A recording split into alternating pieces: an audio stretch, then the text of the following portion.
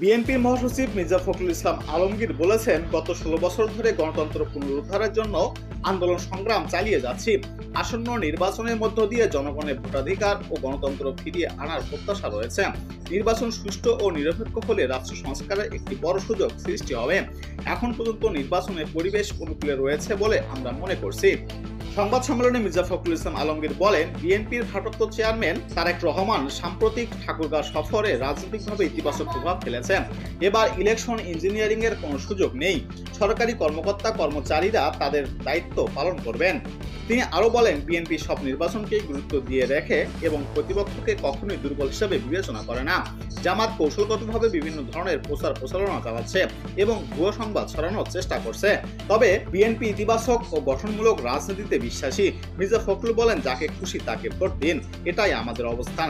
সবচেয়ে গুরুত্বপূর্ণ বিষয় হলো সবাই যেন ভোট কেন্দ্রে গিয়ে ভোটাধিকার প্রয়োগ করেন।